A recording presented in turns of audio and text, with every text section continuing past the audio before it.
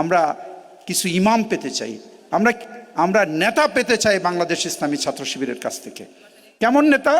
যারা দেশকে পরিচালনা করবেন, যারা দেশকে প্রতিষ্ঠিত করবেন।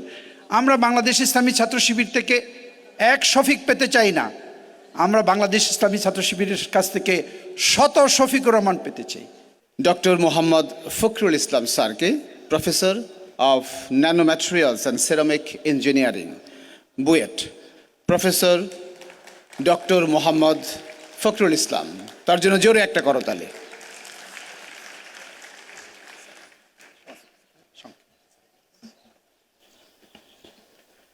বাংলাদেশ ইসলামী ছাত্র শিবিরের ৪৯তম প্রতিষ্ঠাবার্ষিকীর উপস্থিত প্রধান অতিথি, বিশেষ অতিথি এবং ছাত্রছাত্রী বন্ধুরা, আসসালামু আলাইকুম ওয়া রাহমাতুল্লাহি ওয়া বারাকাতুহু। আমাদের ৪৯ বছর বয়সে আমাদের দেখা উচিত যে আমরা কি অর্জন করেছি এবং আমাদের পর্যালোচনা করা উচিত আমরা কতদূর পথ অতিক্রম করেছি। আমি যখন বাংলাদেশ ইসলামী ছাত্র শিবিরের প্রথম প্রতিষ্ঠাবার্ষিকী হয় তখন আমরা ইন্টারমিডিয়েটের ছাত্র ছিলাম। ইডেন গার্ডেনে প্রথম প্রতিষ্ঠাবার্ষিকী হয়, আর আজকে জগন্নাথ বিশ্ববিদ্যালয়ে ৪৯তম প্রতিষ্ঠাবার্ষিকী। এর ভিতরে অনেক চড়াই উতরায় অনেক পথ অতিক্রম হয়েছে। আমি একটু দেখার সুযোগ হয়েছে যে ইয়ুথ আইডিয়া কন্টেস্ট, এই সময় আমার মনে হয় আমাদের পর্যালোচনা করা উচিত যে আমরা যে ৪৯ বছর অতিক্রম করেছি, পাশাপাশি যে সমস্ত বিপ্লবগুলো হয়েছে সেই বিপ্লবগুলোর সময়গুলো তারা কিভাবে অতিক্রম করেছে। আমরা যদি দেখি প্রফেট সাল্লাল্লাহু আলাইহি সাল্লামের যে বিপ্লব, সেই বিপ্লবে প্রফেট সাল্লাল্লাহু আলাইহি সাল্লাম ৪০ বছর পর্যন্ত উনি একটা বিপ্লব সাধন করেছিলেন। কি? উনি নিজেকে সৎ হিসেবে প্রতিষ্ঠিত করেছিলেন, উনি নিজেকে মিথ্যা কথা বলতেন না, সেটা প্রতিষ্ঠিত করেছিলেন, এবং আমানত উনি খেয়ানত করতেন না, সেটা প্রতিষ্ঠিত করেছিলেন। তারপরেই কিন্তু ওনাকে নবুয়ত দেওয়া হয়। নবুয়ত পাওয়ার পরে 13 বছর গেল নবুয়তের প্রথম যুগ, তারপরে 10 বছর গেল। এই পুরো বয়সটাকে, এই পুরো সময়টাকে পর্যালোচনা করা উচিত আমাদের আজকের দিনে। ঠিক তদ্রূপভাবে এর পরে যে সমস্ত বিপ্লবগুলো হয়েছে, ফরাসি বিপ্লব হয়েছে, সেই বিপ্লবে কি সাধিত হয়েছে, কেন বিপ্লব হলো, সেটাও পর্যালোচনা করা উচিত বলে আমি মনে করি।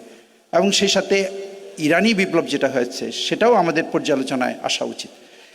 এই পর্যালোচনা করে আমরা কি শিখব, তারা কিভাবে বিপ্লবকে সফল করেছে, বিপ্লবের পর তারা কি পদক্ষেপ গ্রহণ করেছে, সেখান থেকে আমরা পাথেয় পেতে পারি।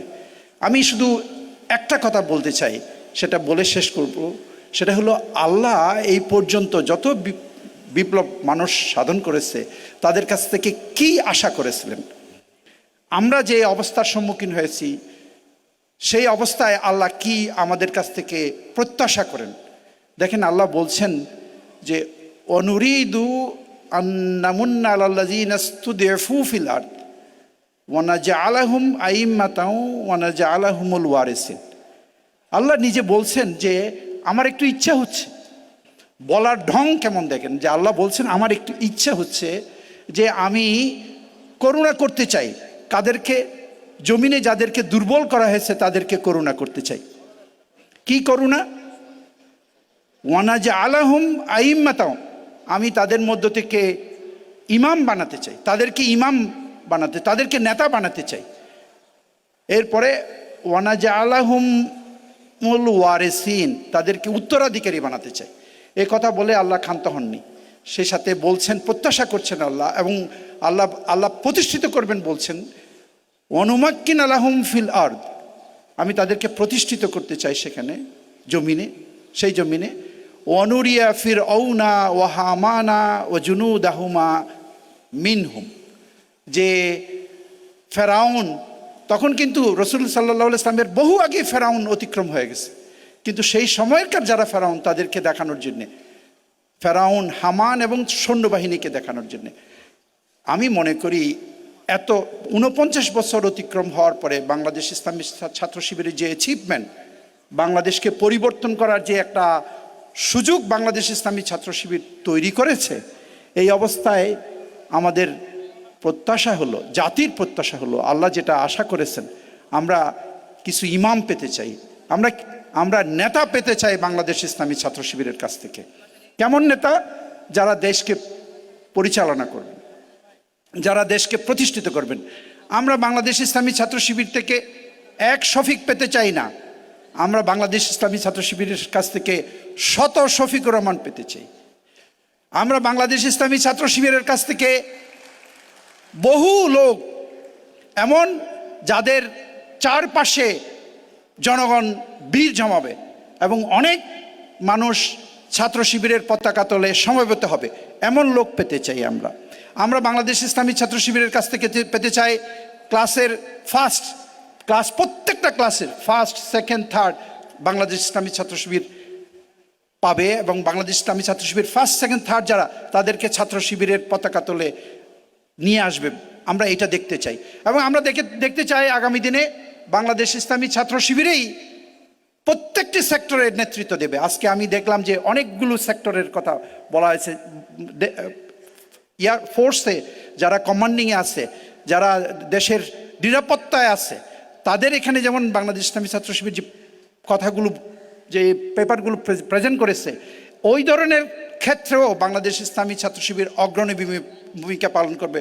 প্রত্যেকটি সেক্টরে বাংলাদেশ ইসলামী ছাত্র শিবিরের লোক থাকবে, আমরা এটা দেখতে চাই। এই প্রত্যাশা ব্যক্ত করে এবং ছাত্র শিবিরের আগামী দিনের নেতৃত্বের আশা করে আমি আমার কথা এখানে শেষ করছি। আসসালামু আলাইকুম ওয়া রাহমাতুল্লাহি ওয়া বারাকাতুহু।